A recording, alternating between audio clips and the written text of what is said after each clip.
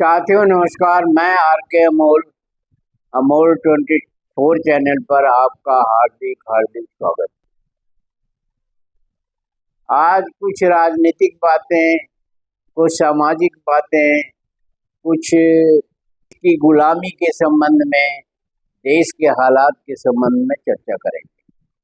मेरा मानना है कि कोई भी देश बिना गद्दार के न तो चलता है, बिना गद्दार के न तो संपादित होता है, बिना गद्दार के शासन सत्ता नहीं चलती है, बिना गद्दार के कोई देश गुलाम नहीं बनता है, बिना गद्दार के कोई भी देश में अव्यवस्था नहीं पैदा होती।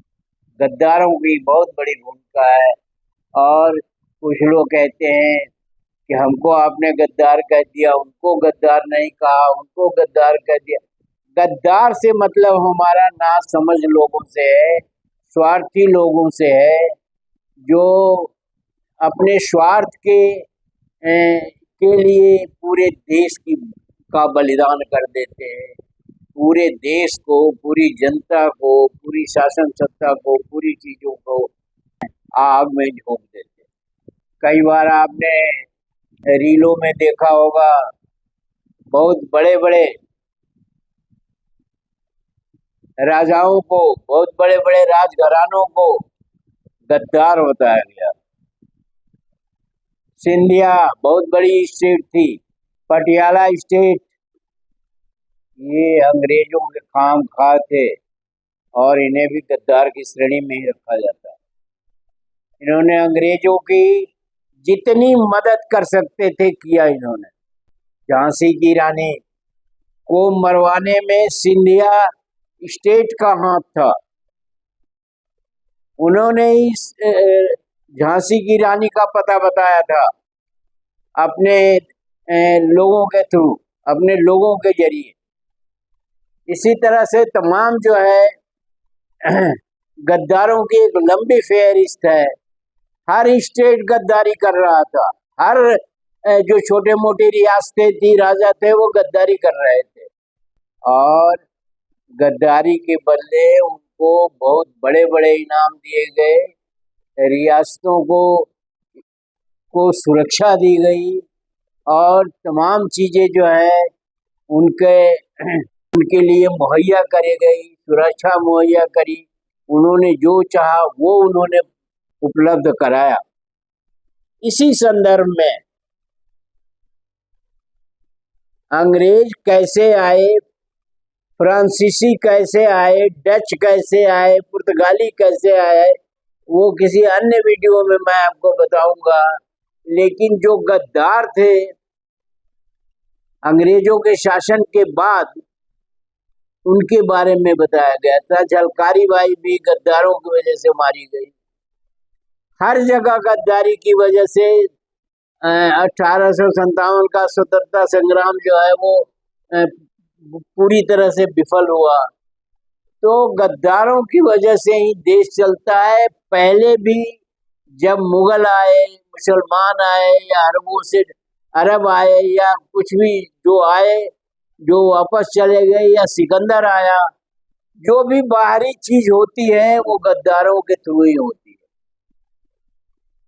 सिकंदर की गद्दारी जो है आबिक ने किया था। बाद में पुरु को भी मिला लिया गया, सफल नहीं हुआ, वो अलग बात है। उसी तरह से हर स्टेज पर इस तरह की स्थिति आपको देखने को मिलेगी कि गद्दारों ने अंग्रेजों का पूरी तरह से साथ दिया, जिसकी वजह से अंग्रेजों का शासन भारत में जम गया और ये गुलाम बन गए। ईस्ट इंडिया कंपनी आई थी 1600 ईस्वी में, उसके बारे में आपको एक अलग से वीडियो बना के दूंगा। लेकिन गद्दारों के बारे में बात कर रहे हैं तो गद्दारों के बारे में ही बात करेंगे। ईस्ट इंडिया कंपनी को भारत में स्थापित करने में गद्दारों का बहुत बड़ा, उसमें छोटे गद्दार भी थे, बड़े गद्दार थे। फलस्वरूप 1857 का जो स्वतंत्रता संग्राम शुरू हुआ या लड़ा गया और जो विफल हुआ, उसके बाद ब्रिटिश शासन ने ईस्ट इंडिया कंपनी को हटा करके सीधे अपने अंदर भारत का शासन ले लिया। इसमें भी गद्दारों का ही हाथ। और किस तरह से ईस्ट इंडिया कंपनी ने, क्योंकि वो पढ़े लिखे थे, होशियार थे, समझदार थे, दूसरे देश में जाकर शासन करना इतना आसान काम नहीं होता है जब तक कि वहाँ के लोग न मिले हों। तो ऐसी स्थिति में ईस्ट इंडिया कंपनी ने का जो खात्मा हुआ और ब्रिटिश शासन, सीधे महारानी एलिजाबेथ का शासन आया, तो उन्होंने गद्दारों के लिए क्या किया गया उसी झलकियों को बताते हैं। वो एक उन्होंने घोषणा पत्र जारी किया 1858 में। उसका राज दरबार इलाहाबाद में लगा, जो अब प्रयागराज हो गया। इलाहाबाद में उसका दरबार लगा। साम्राज्ञी आई, मतलब रानी एलिजाबेथ आई, उसका प्रतिनिधित्व किया गया।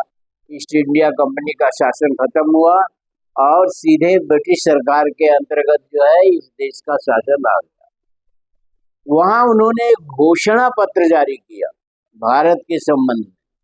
आपको ये भी बता दें कि इतिहास में ये भी दर्ज है कि यहाँ के राजे रजवाड़े को भी इनवाइट किया था उस राज दरबार में, जो आगे बैठने के लिए एक दूसरे से बाजी ले रहे थे। आगे, हमें आगे बैठना है, मतलब इतने बड़े गद्दार थे कि उन्होंने उसका बहिष्कार न करके आगे बैठने के लिए प्रतिस्पर्धा की। ये भी इतिहास में दर्ज है। अब महारानी एलिजाबेथ ने जो भी घोषणा की, उसी से आपको अंदाजा लग जाएगा कि यहाँ के राजे रजवाड़ों की क्या स्थिति थी। पहली घोषणा उन्होंने देसी रियासतें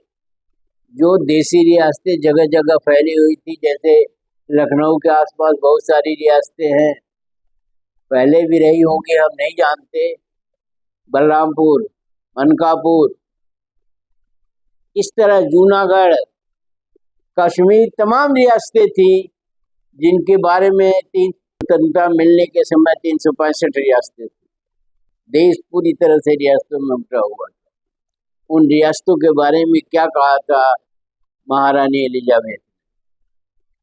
देसी रियासतों के राजाओं को यह विश्वास दिलाया गया कि उनकी रियासतें सुरक्षित या रहेंगी। राजाओं के आंतरिक मामलों में ब्रिटिश शासन का, ब्रिटिश हुकूमत का कोई हस्तक्षेप नहीं रहेगा। लेकिन अगर अनुशासन भंग हुआ या इन देसी रियासतों ने ब्रिटिश सरकार के खिलाफ कोई काम किया, तो उनकी रियासतों को अधिग्रहण करके उनके साथ जो है गद्दार जैसा व्यवहार किया जाएगा या उनके साथ एक दुश्मन जैसा व्यवहार किया जाएगा। ये घोषणा पत्र में था। ये घोषणा पत्र बता रहा है कि देसी रियासतें ब्रिटिश सरकार की, ब्रिटिश हुकूमत की के साथ गद्दारी, देश के साथ गद्दारी कर रही थी और ब्रिटिश हुकूमत की तरफदारी कर रही थी या सहयोग दे रही थी। अंग्रेज समझ गए थे इतने दिनों के बीच में, ये 1858 की बात कर रहे हैं। 1857 में स्वतंत्रता का पहले लड़ाई लड़ी। 1791-92 के आसपास अंग्रेजों, ईस्ट इंडिया कंपनी शासन के लिए तैयार हो चुके। इतने दिनों के बीच में ये स्थिति थी। तो अंग्रेज इतनी देर में समझ गए थे कि यहाँ धर्म की जड़ें बहुत गहरी, यहाँ ढोंग पाखंड आडंबर और धर्म के नाम पर जो ढोंग पाखंड आडंबर होता है, जो कुकर्म होते हैं, धर्म के नाम पर जो शोषण होता है, धर्म के नाम पर जो व्यतिक्रम है, इसलिए उन्होंने धार्मिक स्वतंत्रता में पूर्ण स्वतंत्रता प्रदान की कि धर्म जैसे आपका है वैसे ही चलता रहेगा, उसमें हम कोई हस्तक्षेप नहीं करेंगे। उन्होंने ये भी कहा कि नियम कानून बनाते समय यहाँ के रीति रिवाजों, प्राचीन परंपराओं तथा रस्मों का भी पूरा पूरा ध्यान रखा जाएगा। किस तरह से उन्होंने जाल में फंसाया, उन्होंने नागरिकों को, आम नागरिकों को जो बिल्कुल ही अनभिज्ञ थे, अज्ञानी थे, उनके बारे में भी उन्होंने कहा कि उनको जो हमारे अधीन अन्य नागरिक है उसी के बराबर उनको अधिकार दिया जाएगा। नागरिक अधिकार की कोई बात ही नहीं थी, एक छलावा था उनका।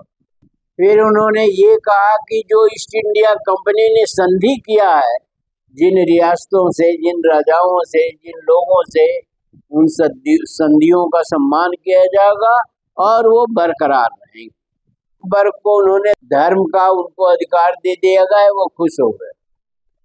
रियासतें क्षत्रियों के पास थी, उसको उनको अधिकार दे दिया, खुश हो गए।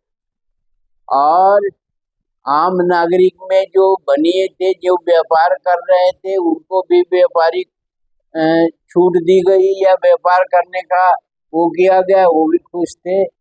नतीजा रहा कि ये किसान, छोटे कारोबारी, दलित, पिछड़े और जितने जो निचले स्तर के लोग थे, जो न तो सामाजिक रूप से समृद्ध थे, न ही आर्थिक रूप से समृद्ध थे, न ही शैक्षिक रूप से समृद्ध थे, न ही जो है किसी भी प्रकार से समृद्ध थे, और वो उस चक्की में पिसते रहे।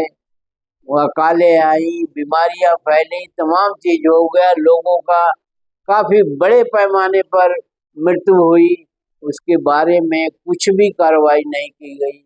और इस तरह से ये गद्दारी हुई, रियासतों ने गद्दारी किया, धार्मिक लोगों ने गद्दारी किया, व्यापारिक लोगों ने गद्दारी किया देश के साथ और देश को गुलाम बनाया।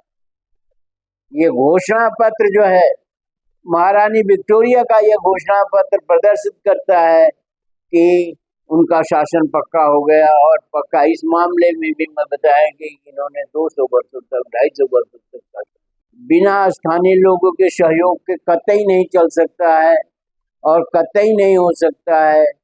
जब गांधी आए और असहयोग आंदोलन शुरू किया और सारे लोगों को, किसानों को, छोटे व्यापारियों को, दलितों को, पिछड़ों को, सब लोगों को एक साथ लिया, तब ब्रिटिश साम्राज्य जो है खत्म हुआ और देश स्वतंत्र हुआ। ये बहुत मार्केबल चीज है।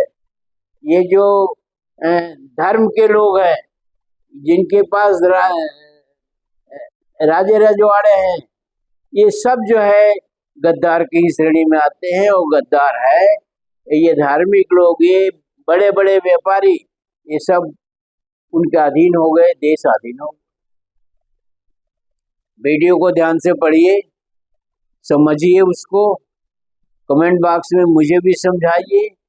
और देश के गुलाम होने का एक कारण जो हमने बताया, वैसे अनेक कारण है जो एक छोटे से वीडियो में नहीं लाया जा सकता, लेकिन आपको आभास हो जाना चाहिए कि इनकी क्या मंशा है। और आज भी स्थिति उसी तरह की चल रही है, उसी तरह का षड्यंत्र चल रहा है और उसी तरह की स्थिति बनाई जा रही है।